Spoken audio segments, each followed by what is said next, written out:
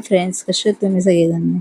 तर आज आपण बनवणार चटपटी तसे नूडल्स, पण ते बाहेरून नाही तर आपल्या घरातच वस्तूतून बनवणार. ते इथे माझ्याकडे चपातीचं पीठ उरलेलं होतं.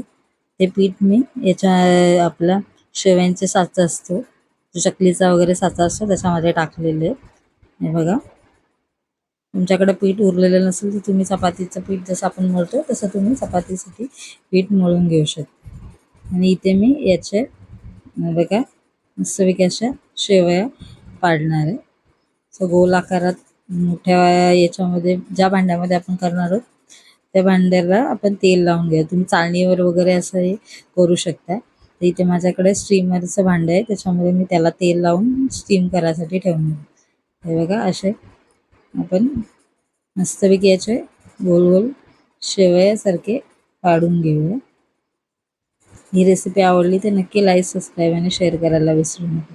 आपल्या घरातल्याच वस्तूंपासून मी बनवलेली. ते मी पहिलेच पाणी गरम करण्यासाठी ठेवून दिलेलं. पाणी बघा उकळलेलं आहे पाणी, आणि त्याच्यावर आपली ही प्लेट आपण ठेवून द्यायची आणि याच्यासाठी 10 मिनटं आपण वाफवून घेणार होते फक्त. हे बघा, 10 मिनटानंतर आपले मस्तपैकी हे गव्हाच्या पिठाचे या चपातीच्या पिठाचे बनवून तर हे नूडल्स आपले रेडी आहे. तर आपण हे बघा, ती मस्तपैकी असे सुटसुटीत असे नूडल्स रेडी झालेले.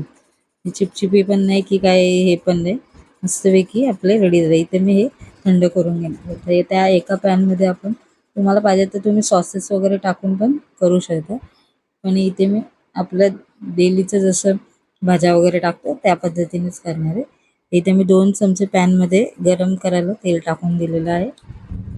त्याच्यामध्ये अर्धा चमचा जिरं टाकले आणि अर्धा चमचा राई मोहरी टाकणार. जर तुम्हाला असं याच्यामध्ये नको असेल, मुलांना जर चटपटीत असे बाहेरचे नूडल्स भेटतात त्या पद्धतीने करायचं असेल, तुम्ही राई जिरा वगैरे टाकू नका. त्याच्यामध्ये लसूण, कांदा आणि ज्या भाज्या टाका आणि तुम्ही सॉसेस टाकून पण तसे नूडल्स बनवू शकता. तर इथे मी लसूण टाकलेलं आहे बारीक चिरून, आणि इथे कढीपत्ता टाकलेला आहे. तर ते फक्त 2 मिनटं त्याला शिजवून घ्यायचं आहे आपण. हे बघा, मी इथे अर्धा वाटी मटर टाकलेले. ते मटर पण आपले तेलामध्ये शिजून होतील 2-3 मिनटात. आणि आपण अशा पद्धतीने 3-4 मिनटं असे त्याला शिजवून घेऊ. नाही तुम्ही बॉईल केलेल्या भाज्या पण यूज करू शकता.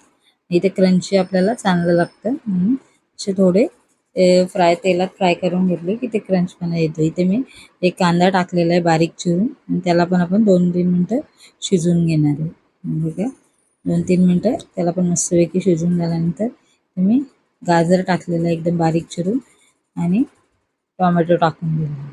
ते शिमला मिरची पण टाकलेली आहे, थोडा टोमॅटो पण मी टाकलेला आहे. हे सगळं आपलं परत 2-3 मिनटं शिजवून, बारीक कापल्यामुळे भाज्या शिजायला जास्त टाईम पण लागणार नाही आणि त्या भाज्या पण आपल्या टेस्टी राहतील, एकदम क्रंची राहतील. तर इथे मी अर्धा चमचा हळद टाकलेली आहे. 1 ते 2 चमचे तुम्ही मसाले टाकू शकता, जेवढं तुम्हाला तिखट हवं आहे तेवढं. इथे तुम्ही रेड चिली सॉस वगैरे टाकत असाल तर ते टाक. इथे अर्धा चमचा गरम मसाला टाकलेला आहे. हे सगळं मिक्स करून आपण 1 मिनटं जरा शिजवून घेऊया. थोडं पाणी टाकलेलं कारण ते शिजण्यासाठी मसाला जळायला नको म्हणून मी थोडंसं इथे पाणी टाकलेलं. आणि आपले मसाले पण एकत्र मिक्स करून होतील आणि ते एकत्र चांगले लागतील. आणि इथे मी मीठ चवीनुसार टाकलेलं. बघा, तुम्ही एकदा करून मुलांना नक्की खायला द्या. बाहेरचे नूडल्स खाण्यापेक्षा तसे आपण घरातच आपण असे चटपटीत नूडल्स बनवू शकतो. तुम्हाला पाहिजे तर तुम्ही सगळे सॉसेस टाकून पण हे मस्तपैकी असे नूडल्स बनवू शकता. हे बघा, मस्तपैकी हे नूडल्स आपले थंड झालेत आणि मस्त असे एकमेकांपासून वेगळे पण बनतात. बघा किती मस्तपैकी आपले नूडल्स एक एक वेगळे वेगळे होतात. जास्त काय मेहनत करायला लागत नाही आपल्याला. तर तुमच्या घरात कधी चपातीचं पीठ वगैरे उरलं असेल की आपल्याला चपाती भाजी काय खायचा कंटाळा आला असेल तर एका पद्धती एकदा बनवून बघा, नक्की ट्राय करून बघा, मला नक्की आवडतं. इथे मी ते टाकून मस्तपैकी असे मिक्स करून घेतलेले. बघा की मस्तपैकी आपलं टेम्पटिंग आणि मस्त असा टेस्टी असा नाश्ता किंवा तुम्ही जेवणासाठी पण हे खाऊ शकता. बघा किती मस्त टेस्टी झालेलं आहे. इथे मी गॅस बंद करून घेतलेला कारण त्याला शिजवायची गरज नाही जास्त, फक्त सॉटे केले 2-3 मिनटं मिक्स केले त्यांनी नक्की चांगले होऊन जाते. नक्की ही रेसिपी आवडली तर लाईक सबस्क्राईब आणि शेअर करायला विसरू नका. आता हे आपण एका याच्यामध्ये सर्व करूया. हे बघा किती मस्त वेगळे आपले प्रत्येक वेगवेगळा असा हे तयार झालंय. असे पण नाही की जास्त चिकट झालेत वगैरे, असं चपातीचे आहे पिठाचे आहे. एकदम मस्त टेस्टी असे आपले लागतात खायला. तुम्ही नक्की या पद्धतीने एकदा करून बघा. बघा किती मस्तपैकी आपली टेम्पटिंग वाटते, की वाटतच नाही ते की आपण बाहेरून नाही आणलेत म्हणून, ते घरातच केलेत म्हणून. नक्की अशा पद्धतीने मुलांना नक्की एकदा करून खायला घ्यावं. रेसिपी आवडली तर नक्की लाईक सबस्क्राईब शेअर करा. Thank you for watching.